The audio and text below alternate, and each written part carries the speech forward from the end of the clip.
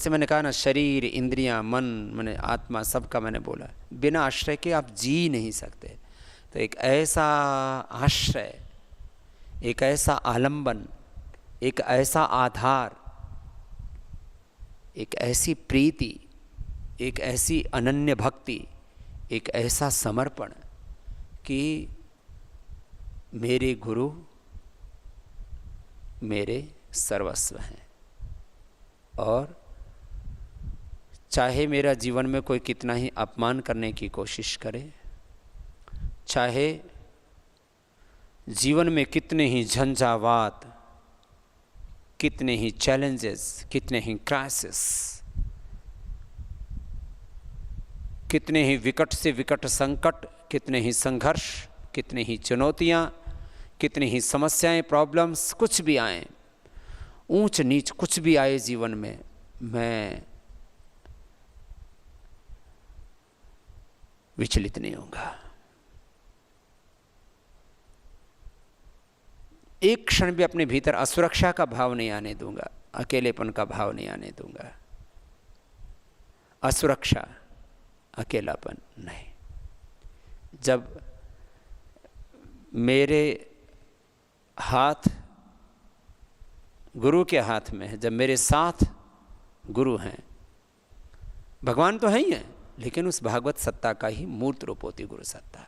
इतनी दृढ़ निष्ठा, इतना दृढ़ विश्वास होता है, तब जाकर के हम अध्यात्म के मार्ग पर आगे बढ़ते हैं। तो ऐसा हम अपने अंतर मन में निश्चय करें, निर्णय करें कि मुझे अपने गुरु का आलंबन एक क्षण के लिए भी उससे दूर नहीं होना। और ये मैं अपने संदर्भ में नहीं कह रहा हूं बात मात्र, यही हमारी गुरु परंपरा रही है, यही हमारी ऋषि परंपरा रही है, और ऐसे ही हमने आप तो पुरुषों की पावनी परंपरा को आगे बढ़ाया। और मैं आपको एक बात और कह देता हूं, अन्यथा मैं तो क्योंकि थोड़ा विश्लेषण भी करता हूं, तुलनात्मक बातें भी कहता हूं हर संदर्भ में, मैंने देखा जिनके जीवन में ये शरणागति का भाव नहीं रहता, समर्थ गुरु सत्ता का आश्रय जीवन के में नहीं रहता, वो सन्यास के मार्ग पर सफल हो ही नहीं सकते। मैंने देखा किस तरह से वो दुखी होकर के, अशांत होकर के जीते हैं। मैंने गंगोत्री की गुफाओं में भी साधुओं को डिप्रेशन का शिकार देखा है। गुफाओं में तो पहुंच जाते हैं कि उनका कोई आश्रय नहीं होता ना।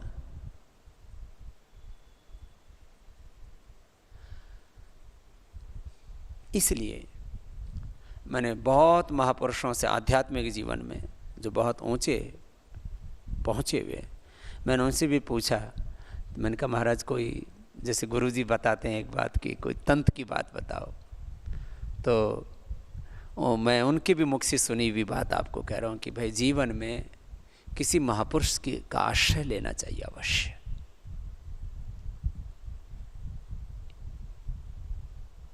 जो बहुत तार्किक समाज है के लोग हैं, चाहे हमने भी उन कुछ समाजों को देखा है, वो इन बातों से चाहे असहमति व्यक्त करते हो, लेकिन वो भी प्रेम को तो स्वीकार करते हैं, वो भी एक परम सत्य को, परम सत्ता को स्वीकार करते हैं। कितने तार्किक हो जाएं आप। और जय कृष्ण मूर्ति भी और महर्षि दयानंद सरस्वती का कुछ लोगों ने उनकी बातों का मूल्यांकन ठीक से नहीं किया, इसलिए हर बात में तर्क वितर्क करके और गर्त में जाते रहते हैं कुछ लोग। वो उनका अपना अविवेक, महर्षि दयानंद का वो का सिद्धांत या मान्यता नहीं कि हर बात में तर्क, हर बात में वितर्क, हर बात में फिर जो है संशय। ऐसा नहीं होता है। इसके बिना आध्यात्मिक जीवन में कम से कम जो है परम शांति, जिसको कहते हैं निर्भ्रांतता, निर्भयता, पूर्ण संतुष्टि, पूर्ण सहजता, ऐसा ये नहीं आ सकती। और ये जो मैं आपसे कह रहा हूँ, मैं भी अपनी प्रतिज्ञा और अपना आश्वासन आपसे कह रहा हूँ कि कम से कम आने वाली 2-3 पीढ़ियों तक फिर ये परंपरा तो आगे बढ़ती रहेगी 2-3 पीढ़ियों तक। माने अभी जो ब्रह्मचारी तैयार हो रहे हैं, इसके 10 साल बाद, जो 20 साल बाद होंगे, इसके 10-20 साल बाद जो तैयार होंगे, उनको तो मैं कह सकता हूँ कि आपको अपने इस आध्यात्मिक जीवन में अपने मन में एक क्षण के लिए भी किसी भी प्रकार का कोई भय, किसी भी प्रकार की कोई असुरक्षा और किसी भी प्रकार की कोई न्यूनता, अल्पता, दीनता, हीनता, दरिद्रता, सोनापन, अकेलापन लाने की आवश्यकता नहीं है। मैं तुम्हारे साथ हूँ, सब तरह से साथ हूँ। तो फिर कोई प्रश्न ही शेष नहीं रह गया। इतनी दिव्यता होती है, मैं बड़ा शब्द प्रयोग कर रहा हूँ, तब आध्यात्मिक साम्राज्य इस धरती पर कायम होगा। नहीं तो बातें तो बहुत हुई। श्री अरविंद ने अतिमानस चेतना से युक्त मानवों के तैयार करने की बात जरूर की, और इस धरती पर दिव्य जीवन जीने वाले और भागवत सत्ता के साथ एकात्म होकर के इस धरती पर भगवान का साम्राज्य कायम करने वाले लोग होंगे, ऐसी बात तो की, लेकिन उनके समय वो घटित क्यों नहीं हुआ?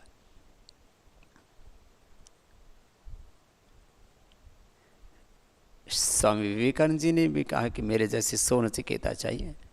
महर्षि दयानंद ने भी कहा कि मेरे जैसे हजारों सन्यासियों की आवश्यकता है इस देश, धर्म और संस्कृति की रक्षा के लिए।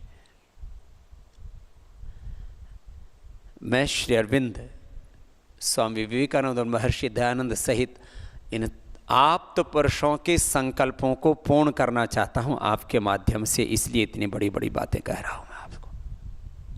और आपको मैं यह आश्वासन देता हूं और ये प्रतिज्ञा करता हूं, इस संसार की कोई भी ताकत आपको और हमको अलग नहीं कर सकती। ऐसे ही मैं आपसे भी आश्वासन चाहता हूं कि जिस इस धरती पर जो हम वैदिक साम्राज्य कायम करना चाहते हैं, आध्यात्मिक साम्राज्य, भगवान का साम्राज्य कायम करना चाहते हैं, उसमें आप भी कभी भी विचलित नहीं होंगे। ये आश्वासन मैं आपसे भी चाहता हूँ। ये बात इसलिए मैंने इतनी लंबी चौड़ी कही आपसे। उनका तात्पर्य ये था कि आप एक बहुत गंभीर, बहुत प्रामाणिक, बहुत दीर्घकालिक कार्य के लिए यहाँ पर है। पतंजलि योग पीठ ये मात्र योग, आयुर्वेद, स्वदेशी और संस्कृत व्याकरण आदि पढ़ने मात्र का केंद्र नहीं है। ये तो हैं हमारी जड़ें हैं, ये तो हमारी। हम इस पूरे अस्तित्व में, इस पूरे ब्रह्मांड में, इस धरती पर फिर से ये वैदिक विचार, वैदिक संस्कृति, वैदिक सभ्यता, ये मैं उसको यदि साम्राज्य की दृष्टि से कहूँ तो फिर से इस धरती पर हम वैदिक साम्राज्य या ऋषियों का साम्राज्य, भगवान का साम्राज्य हम कायम करना चाहते हैं आप लोगों के माध्यम से, और उसका सबसे बड़ा केंद्र बनेगा ये पतंजलि योग पीठ आप सबके तप और पुरुषार्थ से। इसलिए मैं ब्रह्मचारी भाइयों और ब्रह्मचारी बहनों के कार्यों को अपने जीवन में सर्वोपरि महिमा देता हूँ, महत्व देता हूँ, और मैं मानता हूँ कि आज हम जो कर रहे हैं और आगे इस धरती पर जो भी शुभ होगा उसके सबसे बड़े आधार आप ब्रह्मचारी भाई बहन बनेंगे। इसलिए इस बात को कह रहा हूं। और जैसे प्राचीन काल में मैंने इतिहास को बहुत गंभीरता से देखा है, जिया है, इतिहास पढ़ा भी है, इतिहास गढ़ा भी है, और बड़े बड़े साम्राज्यों का उत्थान और पतन, इसको मैंने बहुत गंभीरता से उसका विश्लेषण किया है, उसका तुलनात्मक अध्ययन भी किया है मैंने। बहुत ज़्यादा नहीं पढ़ा मैंने, मैंने उसके थॉट प्रोसेस को मैंने देखा है। मुझे शुरू से इंटरेस्ट नहीं था कि कौन राजा का कालखंड थोड़ा बहुत ऊंचा नीचा हो सकता है, 100, 200, 10, 20, 50 साल, उसमें मुझे कोई, क्योंकि हिस्ट्री को कोई एग्जाम तो देने नहीं थे मुझे, लेकिन किस तरह से विश्व की संस्कृति और सभ्यता, जिसको वर्ल्ड सिविलाइजेशन बोला जाता है, और उस वर्ल्ड सिविलाइजेशन में सामाजिक, आर्थिक, राजनीतिक, धर्म लीड करता है हमेशा राजनीतिक। हमेशा वैदिक काल से लेकर के आधुनिक काल तक नेतृत्व करता रहा है। जो आज तक भी हमें कहीं तथ्य और दस्तावेज प्रमाण आदि मिलते हैं तो वो 99% राजनीतिक वजहों से मिलते हैं। बड़े बड़े साम्राज्यों का उत्थान और पतन हुआ है, और उन सब के बीच में मैं आपसे कह रहा हूँ कि 21वीं सदी में और 22वीं सदी में पूरी दुनिया में 2 सबसे बड़े साम्राज्य होंगे, एक साइंस और दूसरी स्पिरिचुअलिटी। और उसमें साइंस को हम आधार रूप में लेकर के चलेंगे, क्योंकि वो हमारा अंतिम गंतव्य नहीं है। साइंस को आधार बना करके इस स्पिरिचुअलिटी को इतने बड़े रूप में हमें पूरे विश्व में व्याप्त कर देना है कि सारी दुनिया में फिर से वैदिक विजडम, वैदिक सिविलाइजेशन, स्पिरिचुअल सिविलाइजेशन दोबारा से कायम होगा। ये काम अपने को करना है। ये इतना बड़ा कार्य है जिसके लिए हम आप लोगों को तैयार करना चाहते हैं।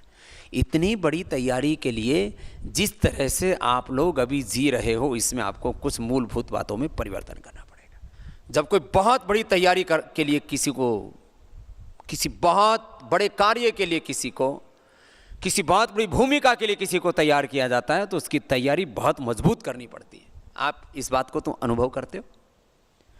बड़े बड़े साम्राज्यों के संचालन करने के लिए, चाहे वो बौद्धिक साम्राज्य थे, चाहे वो धार्मिक सांप्रदायिक साम्राज्य थे, चाहे वो राजनीतिक आर्थिक साम्राज्य थे, उनको भी चलाने के लिए जब उसमें एक बड़ी भूमिका निभाने के लिए किसी को तैयार किया जाता था, उसको 20-25 साल तैयार किया जाता था। इसलिए मैं इस बात को कह रहा हूं। अभी तो आप लोग, अब इसमें और भी सात्विक आत्माएं जुड़ेंगी। अभी एक ब्रह्मचारी कुछ दिन पहले मेरे पास में आया, बोले स्वामी जी मैं कुछ वैदिक धर्म के लिए बड़ा काम करना चाहता हूं। मैंने कहा अकेले करना चाहते हो कि पतंजलि के साथ जुड़ करके? तो बोले जी अभी तो पूरा समझ में नहीं आया क्या करना है। मैंने कहा अकेले करोगे तो तुम ज़्यादा से ज़्यादा पूरी ज़िंदगी लगा करके 10-20 बच्चों को पढ़ा पाओगे।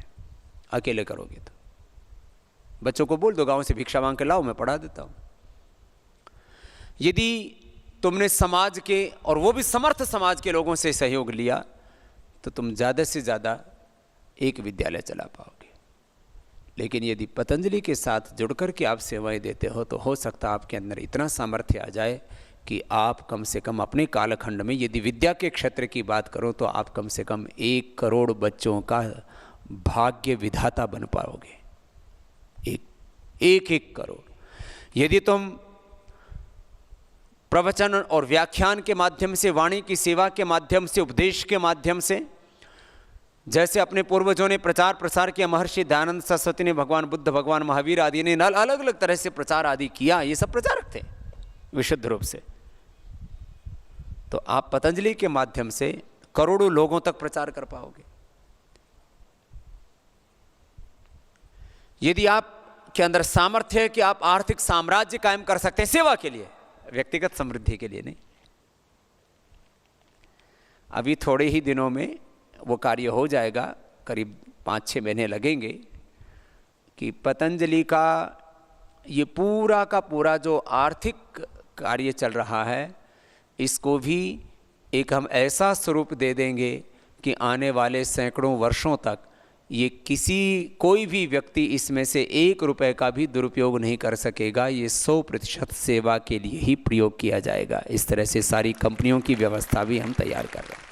ट्रस्ट तो है ही उसके लिए, और इसके पीछे की कुछ बातें आप लोगों को तो अभी कुछ बातों का पूरा पता ही नहीं। आपको क्या, जो बड़े बड़े लोग ट्रस्ट चला रहे हैं, कंपनियां चला रहे हैं, उनको बातों का बोध नहीं होता है कि किस तरह से ट्रस्टों की क्या उनकी ताकत है, क्या उनकी वीकनेसेस हैं। कंपनियों से अलावा भी कोई एक और कंपनियों में सोच हो सकती है। यद्यपि अभी सेक्शन 8 और 25 की पहले एक जो है कंपनी लॉ इस तरह से अलग से बना हुआ है, उसके संदर्भ में फिर कभी बात करेंगे और काम होने के बाद भी आपको बताएंगे। लेकिन मैं आपसे ये कह रहा था कि जब अंतिम बात कि बड़ी एक बड़ी भूमिका के लिए जब आपको तैयार होना है तो आप उसके अनुरूप क्या सुबह से 4 बजे से लेकर के रात को 10 बजे तक आप एक एक क्षण उसके लिए तत्पर रहते हो?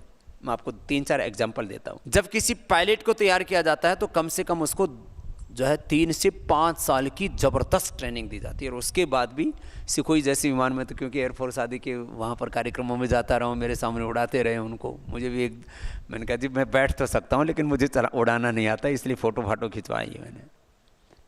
उनकी इतनी भयंकर स्पीड होती है कि यदि किसी के कान के पर्दे कमज़ोर हों तो फट जाएं, और यदि हार्ट वीक हो तो हार्ट अटैक हो जाए, उनकी स्पीड से ही।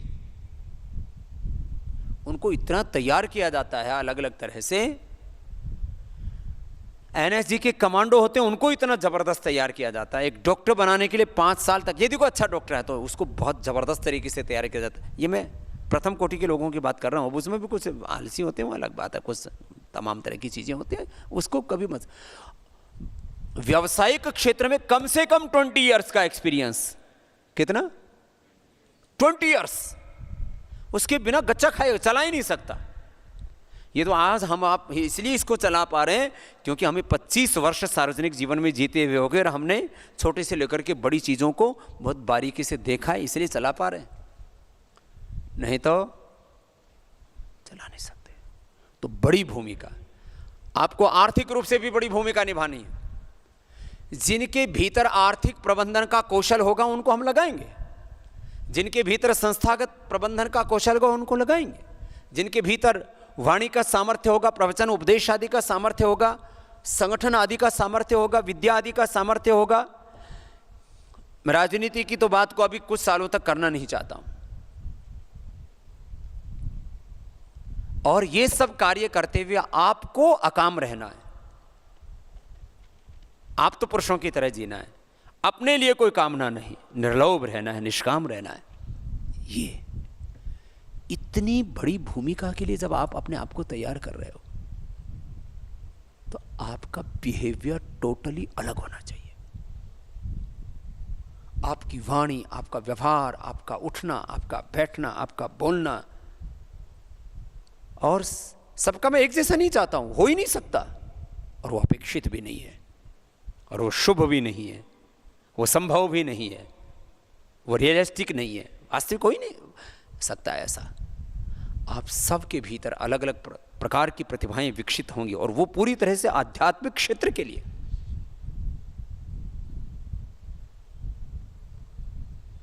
अभी वैदिक चैनल भी शुरू करना है, इसके लिए मुझे कम से कम 40-50 तो वक्ता चाहिए, मैंने बोला था। और पिछली बार जो हमने प्रयास किया था उनके जो परिणाम थे, मैं उससे 100% संतुष्ट हूँ कि आप में एक महान वक्ता होने का बीज कम से कम 50 से ज़्यादा भाई बहनों में है। सामान्य नहीं, एक महान वक्ता होने का वो एक कार्य है, और वो कार्य इतना बड़ा है, उसके द्वारा ही इस धरती पर बहुत बड़ा कार्य संपादित होने वाला है। और उसमें मैंने कहा था मैं गुरु पूर्णिमा के बाद फिर यहाँ समय दूंगा, अब उसकी तैयारी शुरू हो जाएगी। तो इसमें भी, और उसके लिए तो फिर मुझे आपको 6-7 दिन फिर ट्रेनिंग देनी पड़ेगी।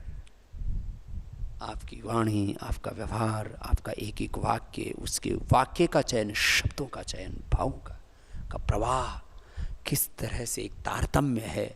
इसलिए मैंने बोला था कुछ लोग इस दुनिया में, मैंने कहा ना, मैंने क्या शब्दों का प्रयोग किया था, कुछ श्रोता हैं, कुछ वक्ता है, कुछ उपभोक्ता हैं, ग्राहक हैं, कुछ निर्माता हैं, कुछ दृष्टा हैं, कुछ दर्शक हैं, कुछ उनको दिखाने वाले हैं। ये कुछ प्रजा हैं, कुछ शासक हैं। आपको नेतृत्व वाली भूमिका, ये बड़ा शब्द है। आप की एक पीढ़ी अब ये तैयार हो जाएगी तो अब इसमें ऐसी दिव्य आत्माओं का और समायोजन होगा आगे चल करके। तो आज की बात को मैं इसी संकल्प के साथ पूरा करना चाहता हूँ। एक बात कि आपको एक बहुत बड़ी भूमिका के लिए तैयार होना है। कोई बोझ नहीं है, ये बोध है ये आपका। क्या कहा मैंने? ये बोझ नहीं दे रहा हूँ आपको कि स्वामी जी तो आज रात को ऐसा प्रवचन दे के चले गए, हमें बहुत बड़ी भूमिका के लिए तैयार होना है, कुछ गलती तो नहीं हो रही है, मेरे सोने में, उठने में, बैठने में, खाने में, पीने में सावधान रहना आपको। आप जितने सजग होने चाहिए, मैं आपसे पूछता हूँ, कुछ भाई बहन हैं और उसको उनमें भी थोड़ा थोड़ा सुधार करने की आवश्यकता है, मैं मानता हूँ, मान्य हम। ये वरिष्ठाः सन्ति, ये सत्वस्थाः सन्ति,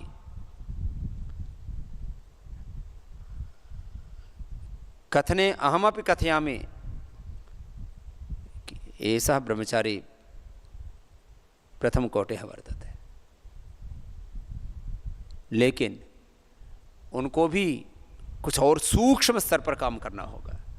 और कुछ आप ये तो मानते हो कि अभी जिस भूमिका के लिए मैं अभी आपसे बात कर रहा हूँ, इस भूमिका के लिए आपको बड़ी तैयारी करनी चाहिए कि नहीं करनी चाहिए, मैं आपसे पूछता हूँ, बोलिए। तो उसमें कहीं स्खलन हो रहा है कि नहीं हो रहा? सुबह से शाम तक बोलो, हो रहा है। इसमें आप लोग सुधार करो। ये कोई लिखित में देने की आवश्यकता नहीं है, इसके लिए कोई दिनचर्या बनाने की आवश्यकता नहीं है। इसके लिए आपको आत्म अनुशासन में जीना होगा, अपने से अपना अनुशासन।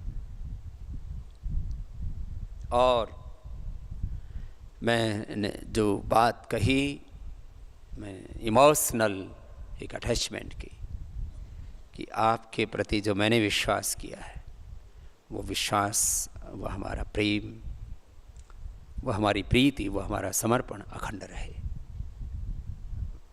मेरा आपके प्रति आश्वासन है और वही प्रतिबद्धता मैं आपकी चाहता हूँ।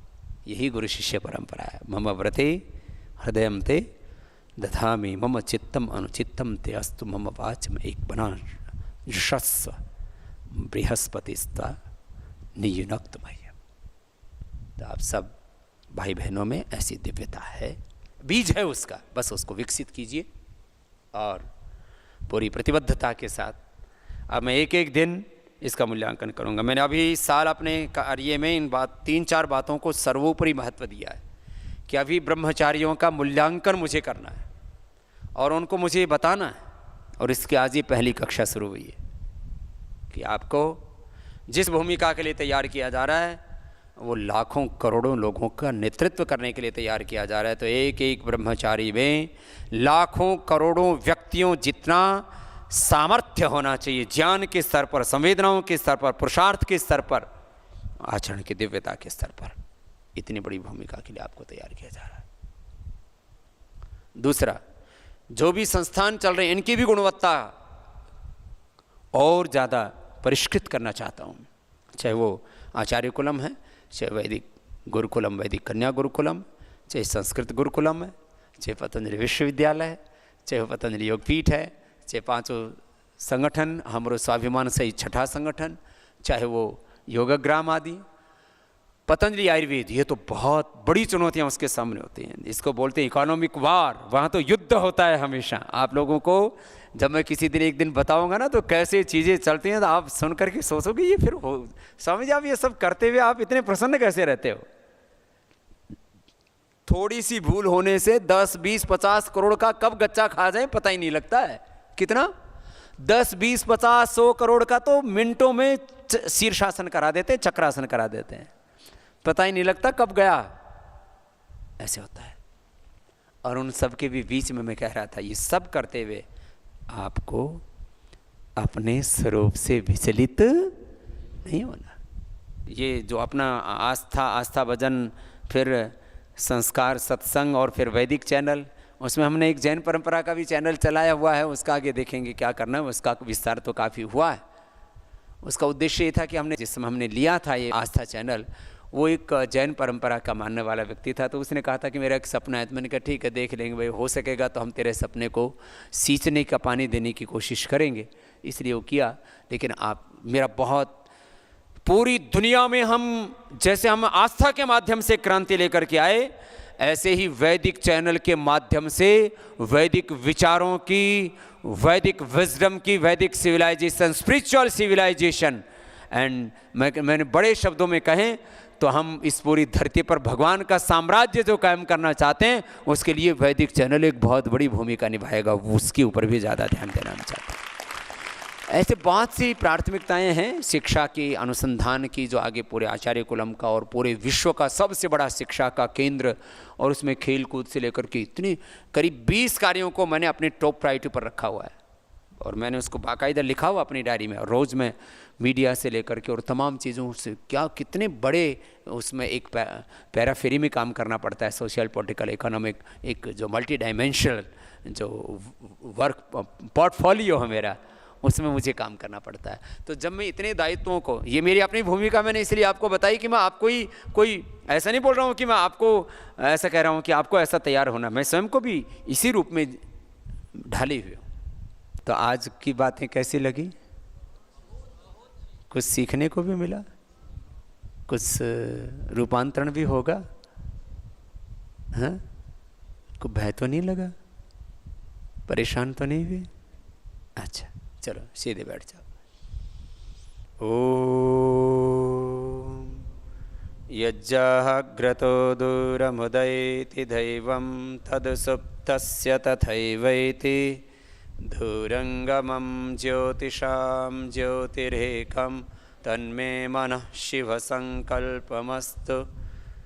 येन कर्माण्यपसो मनीषिणो यज्ञे किण्वन्ति विदथेषु धीराः यदपूर्वं यक्षमन्तः प्रजानां तन्मे मनः शिवसंकल्पमस्तु।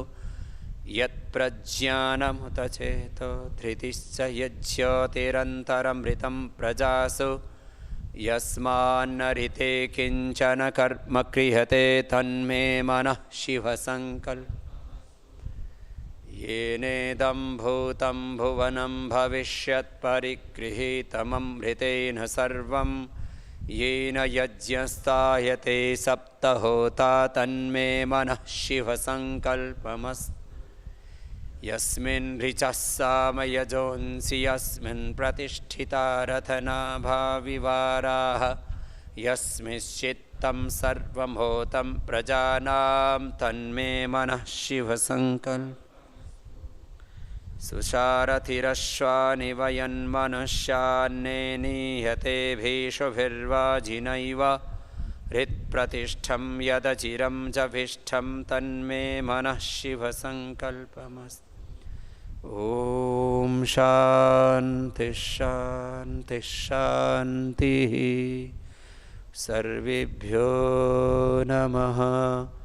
श्री गुरुभ्यो नमः।